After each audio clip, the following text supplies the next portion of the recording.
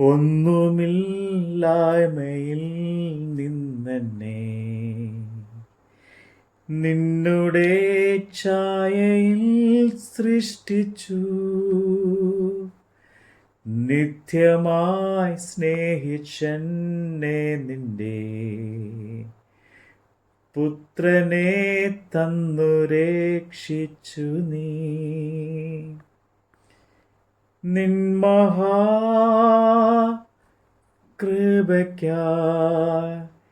നിന്നെ ഞാൻ സ്തുതിച്ചിടുമെന്നും.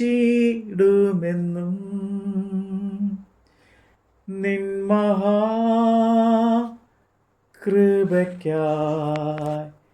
നിന്നെ ഞാൻ സ്തുതിച്ചിടുമെന്നും. മത്തായിയുടെ സുവിശേഷം 18-ാം അധ്യായം. ആ നാഴികയിൽ ശിഷ്യന്മാർ യേശുവിൻ്റെ അടുക്കൽ വന്ന്, സ്വർഗരാജ്യത്തിൽ ഏറ്റവും വലിയവൻ ആര് എന്ന് ചോദിച്ചു. അവൻ ഒരു ശിശുവിനെ അടുക്കെ വിളിച്ച് അവരുടെ നടുവിൽ നിർത്തി, നിങ്ങൾ തിരിഞ്ഞ് ശിശുക്കളെ പോലെ ആയിത്തീരുന്നില്ല എങ്കിൽ സ്വർഗരാജ്യത്തിൽ കടക്കുകയില്ല എന്ന് ഞാൻ സത്യമായിട്ട് നിങ്ങളോട് പറയുന്നു എന്ന് പറഞ്ഞു. ആകയാൽ ഈ ശിശുവിനെ പോലെ തന്നെത്താൻ താഴ്ത്തുന്നവൻ സ്വർഗരാജ്യത്തിൽ ഏറ്റവും വലിയവൻ ആകുന്നു. ഇങ്ങനെയുള്ള ശിശുവിനെ എൻ്റെ നാമത്തിൽ കൈക്കൊള്ളുന്നവൻ എന്നെ കൈക്കൊള്ളുന്നു. എന്നിൽ വിശ്വസിക്കുന്ന ഈ ചെറിയവരിൽ ഒരുത്തിന് ആരെങ്കിലും ഇടർച്ച വരുത്തിയാലോ, അവൻ്റെ കഴുത്തിൽ വലിയൊരു തിരിക്കല്ല് കെട്ടി അവനെ സമുദ്രത്തിൻ്റെ ആഴത്തിൽ തള്ളിക്കളയുന്നത് അവന് നന്ന്. ഇടർച്ച ഹേതുവായി ലോകത്തിന് അയ്യോ കഷ്ടം. ഇടർച്ച വരുന്നത് ആവശ്യം തന്നെ, എങ്കിലും ഇടർച്ച വരുത്തുന്ന മനുഷ്യന് അയ്യോ കഷ്ടം. നിന്റെ കയ്യോ കാലോ നിനക്ക് ഇടർച്ച ആകിയാൽ അതിനെ വെട്ടി എറിഞ്ഞു കളയുക. 2 കൈയും 2 കാലുമുള്ളവനായി നിത്യ അഗ്നിയിൽ വീഴുന്നതിനേക്കാൾ അംഗഹീനനായിട്ടോ മുടന്തനായിട്ടോ ജീവനിൽ കിടക്കുന്നത് നിനക്ക് നന്ന്. നിന്റെ കണ്ണ് നിനക്ക് ഇടർച്ച വരുത്തിയാൽ അതിനെ ചുഴന്നെടുത്ത് എറിഞ്ഞു കളയുക. 2 കണ്ണുള്ളവനായി അഗ്നിനരകത്തിൽ വീഴുന്നതിനേക്കാൾ ഒറ്റ കണ്ണായി ജീവനിൽ കടക്കുന്നത് നിനക്ക് നന്ന്. ഈ ചെറിയവരിൽ ഒരുത്തിനെ തുച്ഛീകരിക്കാതിരിപ്പാൻ സൂക്ഷിച്ചുകൊള്ളുവിൻ. സ്വർഗത്തിൽ അവരുടെ ദൂതന്മാർ സ്വർഗസ്ഥനായ എൻ്റെ പിതാവിൻ്റെ മുഖം എപ്പോഴും കാണുന്നു എന്ന് ഞാൻ നിങ്ങളോട് പറയുന്നു. നിങ്ങൾക്ക് എന്ത് തോന്നുന്നു? ഒരു മനുഷ്യന് 100 ആടുണ്ട് എന്നിരിക്കട്ടെ. അവയിൽ ഒന്ന് തെറ്റി ഉഴന്നു പോയാൽ 99നെയും വിട്ടേച്ച് തെറ്റിപ്പോയതിനെ മലകളിൽ ചെന്ന് തിരിയുന്നില്ലയോ? അതിനെ കണ്ടെത്തിയാൽ തെറ്റിപ്പോകാത്ത 99-ലധികം അതിനെക്കുറിച്ച് സന്തോഷിക്കും എന്ന് ഞാൻ സത്യമായിട്ട് നിങ്ങളോട് പറയുന്നു. ഇങ്ങനെ തന്നെ ഈ ചെറിയവരിൽ ഒരുത്തൻ നശിച്ചു പോകുന്നത് സ്വർഗസ്ഥനായ നിങ്ങളുടെ പിതാവിന് ഇഷ്ടമല്ല. ആമേൻ. നിന്റെ സഹോദരന്മാർ നിന്നോട് പിഴച്ചാൽ നീ ചെന്ന് നീയും അവനും മാത്രമുള്ളപ്പോൾ കുറ്റം അവന് ബോധം വരുത്തുക. അവൻ നിന്റെ വാക്ക് കേട്ടാൽ നീ സഹോദരനെ നേടി നൽകാത്ത കേൾക്കാഞ്ഞാലോ 2-3 സാക്ഷിയുടെ വായാൽ സകല കാര്യവും ഉറപ്പാകേണ്ടതിന് 1-2 പേരെ കൂട്ടിക്കൊണ്ടു ചെല്ലുക.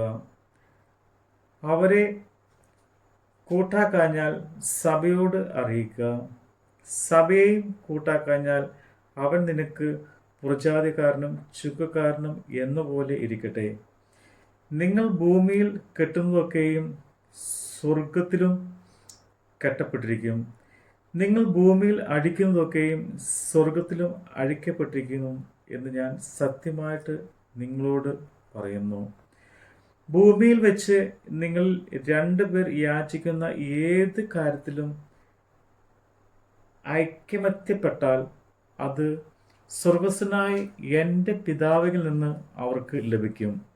2-3 പേർ എൻ്റെ നാമത്തിൽ കൂടി വരുന്ന ഇടത്തൊക്കെയും ഞാൻ അവരുടെ നടുവിലുണ്ട് എന്ന് ഞാൻ നിങ്ങളോട് പറയുന്നു. അപ്പോൾ പത്രോസ് അവൻ്റെ അടുക്കൽ വന്ന്, കർത്താവേ, സഹോദരന്മാർ എത്ര വട്ടം എന്നോട് പിഴച്ചാൽ ഞാൻ ക്ഷമിക്കണം?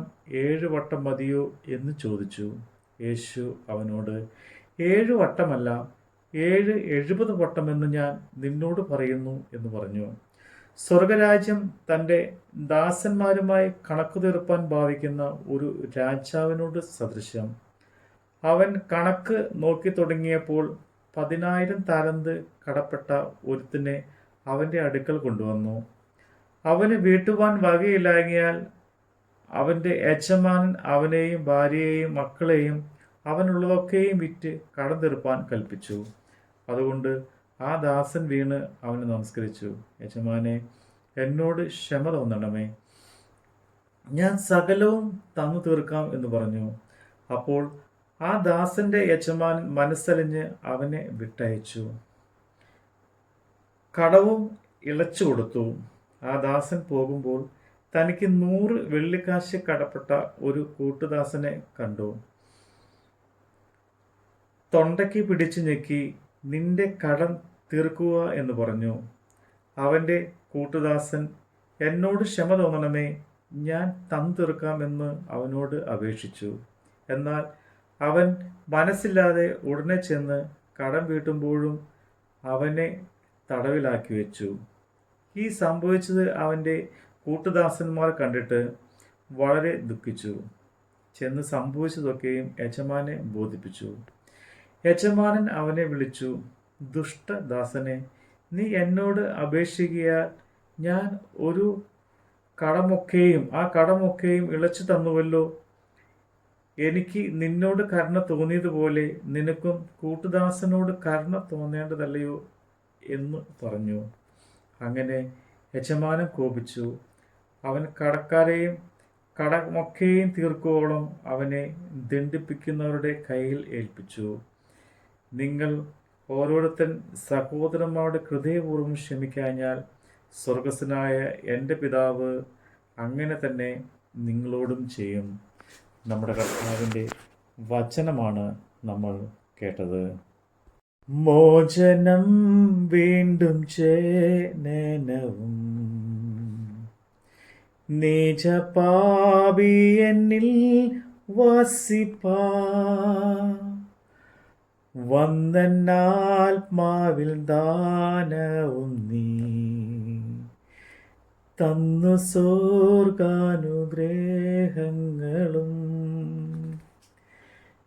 നിൻ മഹാകൃപയ്ക്കായി നിന്നെ ഞാൻ സ്തുതിച്ചിടുമെന്നും നിൻ മഹാകൃപയ്ക്കായി